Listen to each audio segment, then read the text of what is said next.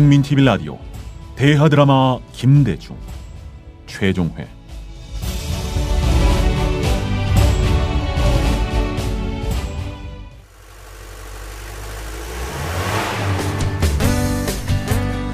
새로운 시작, 새로운 여행, 대한민국 투어. 대한민국 투어는 45인승, 28인승, 리무진 등 다양한 관광버스를 보유하고 있으며 최고의 서비스와 저렴한 가격으로 모든 차량을 이용하실 수 있습니다. 차량 문의는 1599-2686, 1599-2686. 여러분의 편안하고 안전한 여행길, 대한민국 투어가 함께합니다. 결혼식, 가족여행, 세미나, 네이버나 다음에서 대한민국 투어를 검색하세요. 45인승 리무진, 일반 버스, 35인승 버스, 28인승 리무진, 25인승 버스. 서울, 경기, 인천 어디서나 1599-2686.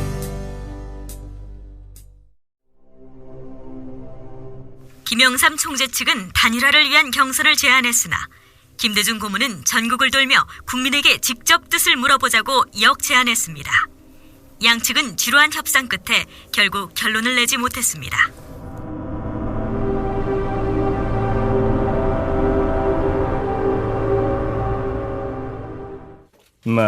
당 총재로서 기득권을 포기하고 경선을 제안했는데 이마저도 거부하는 것은 국민의 뜻을 무시하는 겁니다. 저는 대통령 출마를 공식적으로 선언하겠습니다. 저는 오늘부로 국민의 일망인 정권 교체를 위해 대통령 출마를 선언함과 동시에 신당 창당을 선언합니다. 국민이 보시다시피 같이 다니면서 봤지만 나를 그렇게 절실히 대통령 후보로 나오라고 하고, 만일 내가 대통령 후보 안 나가면 수많은 사람들이 아마 스스로 목숨을 끊겠다고 이렇게 지금 하고 있는데 내가 그걸 무시할 수가 없습니다. 내가 대통령이 돼야만 지금까지 소외받았던 그 서민 대중, 노동자, 농민의 생존권이 해결된다. 또 내가 대통령이 돼야만 이 남북 문제가 말하자면 전진적으로 풀려나간다. 이러한 생각에서 하는 거기 때문에 그 의사를 무시하기가 어렵습니다. 김대중 1승 1대 가장 큰 오점으로 남았던 선택이었다. 김대중은 훗날 이런 인터뷰를 한다. 나는 여의도에서 또 보람의 공원에서 보여준 여러와 같은 국민 생활을 경험하고는 선거에서 질 거라고는 생각지 않았어요. 지금도 그때 내가 선거에 입후보했던 일을 깊이 후회하고 있습니다. 김대중은 왜 오판을 냈을까? 이른바 사자필승론 때문이었다. 사자필승론은 대구, 경북을 기반으로 한 노태우, 부산, 경남을 기반으로 한 김영삼, 대전, 충청을 기반으로 한 김종필 모두가 출마할 경우 호남은 물론 인구수가 가장 많은 수도권에서 강세인 김대중이 유리하다는 계산이었다. 그러나 결과는 그렇지 않았다. 김대중은 3위에 그치고 말았다. 16년 8개월 만에 처음 있는 우리나라 직선제 대통령 선거에서 나라의 주인이신 여러분의 엄숙한 부름을 받은 이 보통 사람 노태우, 여러분에게 뜨거운 감사의 인사를 드립니다.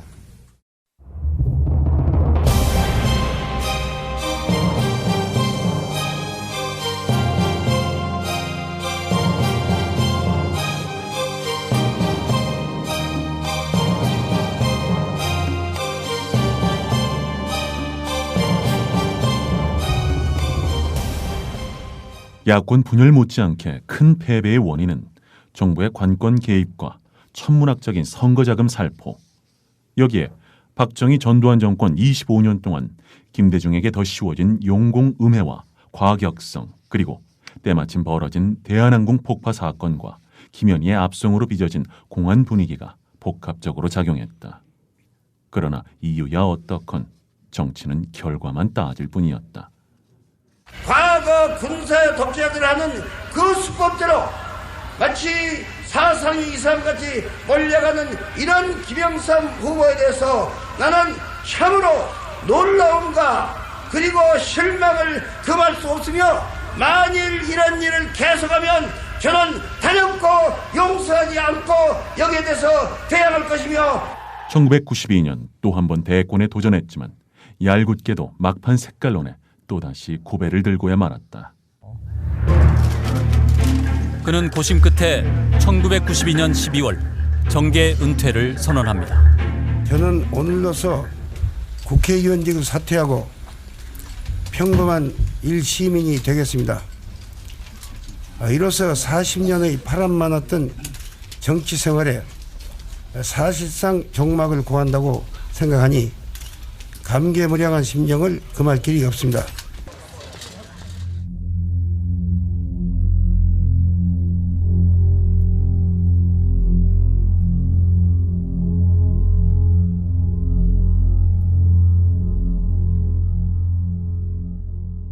(1993년) 여기는 영국 캠브리지. 3번 대선에 도전했지만 모두 뜻대로 되지 못했어요. 하나님의 뜻일까요? 속단하지 말아요. 하나님의 뜻을 그렇게 넘겨짚어서는 안 돼요. 당신이라는 사람, 그래도 한결같았어요. 그런 당신을 존경해요. 하나님이 나를 대한해협 바다 위에서 살려주시고 내란 음모 사건의 주범으로 몰려 사형 선고를 받은 상황에서도 지켜주셨어요. 이게 다 언젠가 이 민족이 어려움을 겪을 때에 쓰게 하시려는 그런 뜻이라고 볼 수 있어요. 김대중이 한국으로 돌아왔다. 그의 행보는 정치 쪽의 무게를 실었다. 어떤 원로 변호사가 김대중을 찾아왔다. 김대중 선생님, 요즘 신문을 보니 선생님이 정계 복귀를 도모하신다고 들었습니다. 그래요? 단 한 번도 선생님 이름 옆에 기표 안 한 적이 없지만 선생님, 정계로 돌아가시는 건 너무나 큰 상처를 부를 것 같습니다. 한 변호사도 나를 대권병 환자로 봅니까? 아니요, 그렇지는 않습니다. 저는 아직 김대중 선생님만한 철학과 양심을 가진 정치인을 보지 못했습니다. 그런데 그 김대중이 저작거리에서 밟히고 씹히고 솔직히 견디기가 힘듭니다. 선생님, 대통령과 역사에 남을 위인이 함께 되기란 쉽지가 않습니다. 이젠 정치와 거리를 두셔도 됩니다. 선생님이라는 개인을 지키고 싶습니다. 한 변호사, 걱정하는 바는 알아요. 그러나 나는 현실 정치인이에요. 나에게는 꿈이 있어요. 진정한 민주주의가 실현되는 그런 나라를 건설하는 거예요. 그걸 꼭 선생님이 그걸 하실... 누가 합니까, 한 변호사?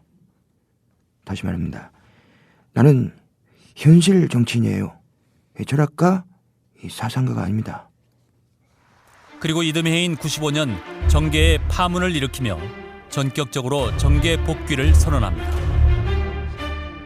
저는 지난 40년 동안 많은 시련을 무릅쓰고 우리나라의 민주화와 평화 통일에 노력해 왔습니다.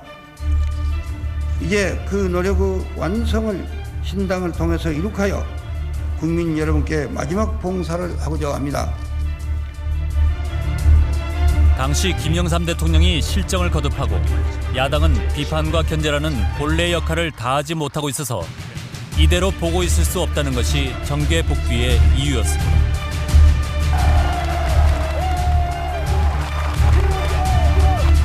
그는 새정치국민회의를 창당하고 1997년 15대 대통령에 또다시 도전장을 냅니다. 네 번째 도전이었습니다. 존경하는 국민 여러분, 안녕하십니까? 노무현입니다. 저는 이번에 또 김대중 후보를 선택했습니다. 그런데 많은 분들이 왜 또 거기로 갔냐 이렇게 물으십니다. 누가 대통령감이냐, 누가 대통령이 되어야 이 난국을 풀어갈 수 있겠느냐, 이렇게 묻지 않습니다. 참 답답한 일입니다. 5년 전에도 그랬습니다. 누가 대통령이 되어야 이 나라가 잘 될 거냐, 이렇게 묻질 않고 너 왜 거기 줄 섰냐, 이렇게 물었습니다. 5년 전 김영삼 대통령은 머리는 빌리면 된다, 이렇게 말했습니다.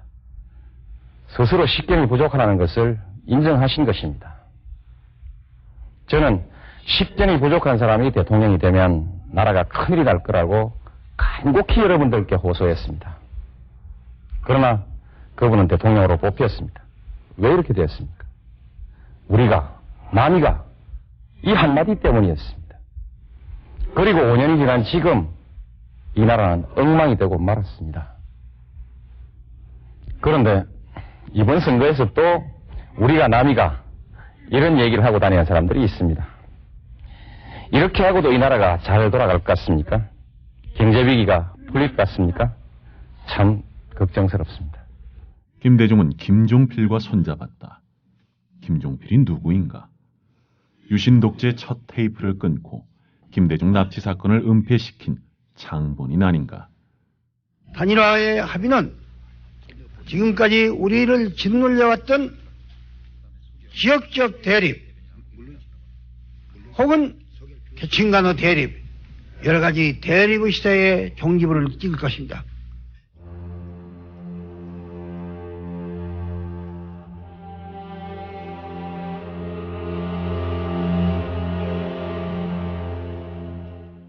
존경하고 사랑하는 국민 여러분, 대단히 감사합니다. 뭐라고 감사한 말씀을 다 표시해야 좋을지 모르겠습니다. 정말로 감격스럽습니다.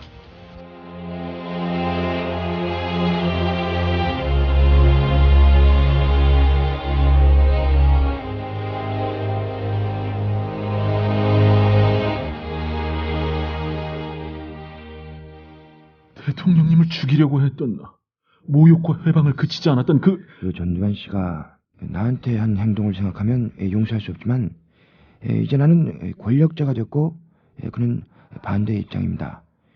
내 방식의 복수는 용서입니다. 나한테 필요한 것은 분풀이가 아닙니다. 명예회복입니다.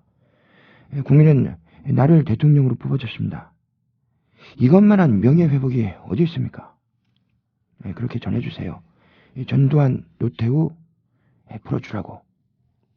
어제 새로운 대통령이 결정된 이후에 우리 대한민국에서는 쓰러진 책꽂이를 다시 일으켜 세우고 한 권 한 권 반듯하게 책을 정리하는 작업이 이루어지고 있습니다. 오늘 발표된 전두환, 노태우 두 전직 대통령에 대한 사면 결정도 이런 맥락에서 해석할 수 있을 것입니다. 오늘 특별 사면 결정은 김영삼 대통령과 김대중 당선자와의 오찬 회동에서 이루어졌습니다.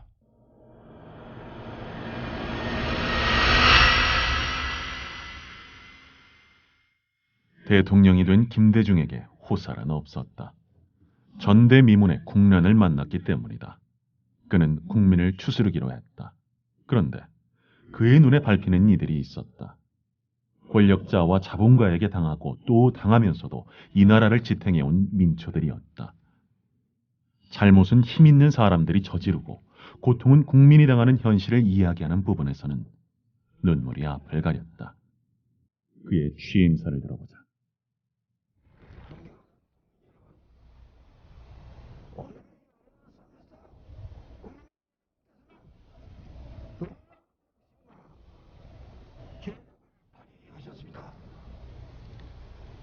우리는 IMF 시대의 충격 속에서도 이 평화적 정권 교체의 위험을 이룩하였습니다. 국민 나라의 위기를 극복하기 위해 큰 일에 나섰습니다. 이미 20억 달러 넘는 금을 모아주었습니다. 330만 이 운동에 참여했습니다. 지금도 매일 수만 명씩 참여하고 있습니다.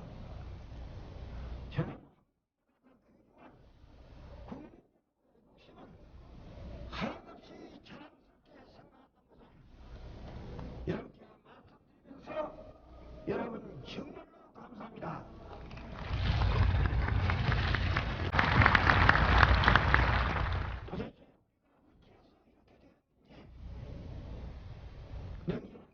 돌이켜서 봐야겠습니다. 정치 경제를 이끌어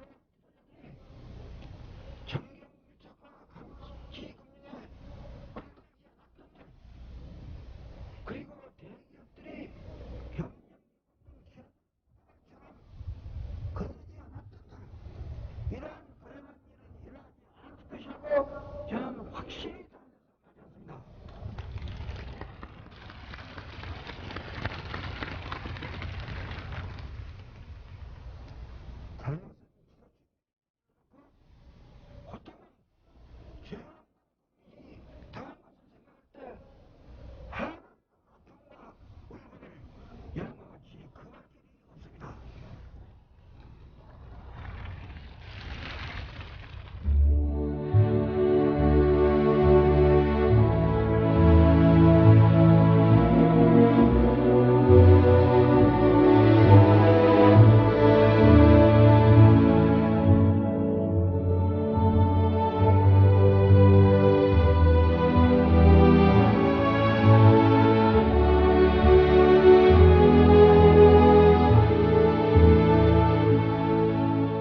마침내 우리는 국민과 함께 다짐하고 결의한 바대로 1년 반 만에 IMF 외환 위기를 완전히 이겨냈습니다.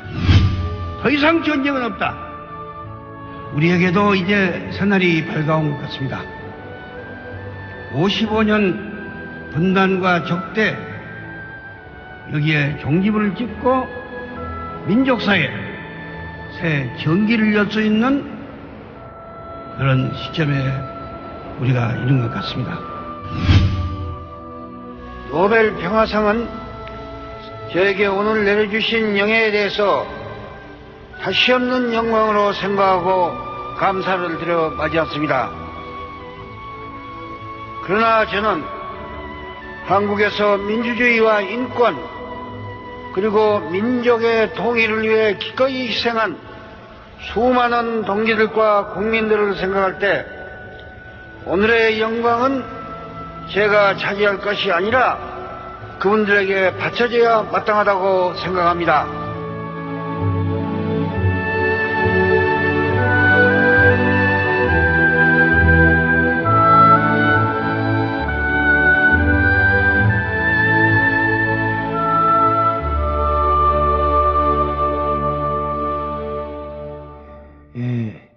마음속으로부터 피맺힌 심정으로 말합니다.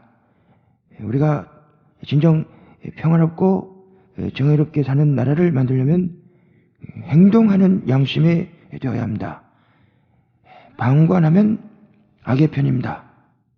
나쁜 정당에 투표하지 말고 나쁜 신문 보지 말고 서로 충고하고 격려하면 독재가 성공할 수 없을 것입니다.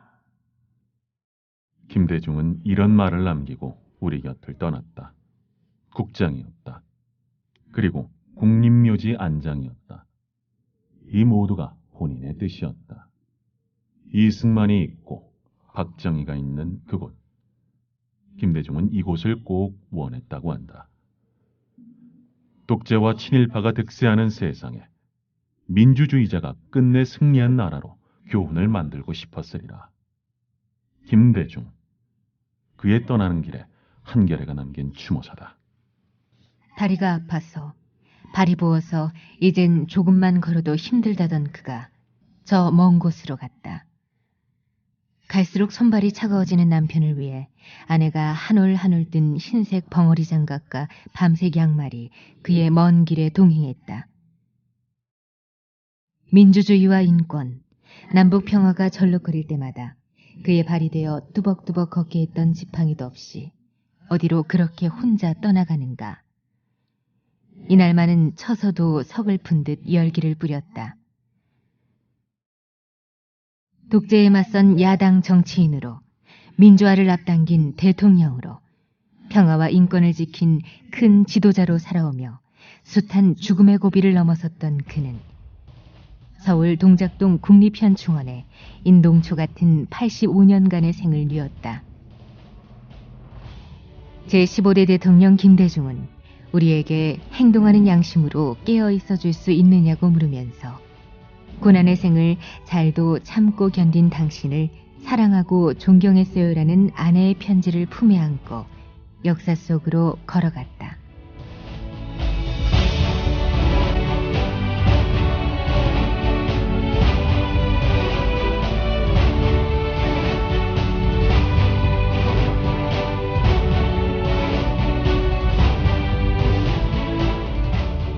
지금까지 국민TV 라디오 대하드라마 김대중을 애청해주신 여러분 감사합니다. 지금까지 출연과 해설의 보이스비 앰비셔스, 극본 연출 김용민이었습니다. 다음 시간부터는 새 드라마 극본 최정욱, 연출 임대용의 4월의 북소리가 방송됩니다. 여러분의 많은 애청과 성원을 바랍니다.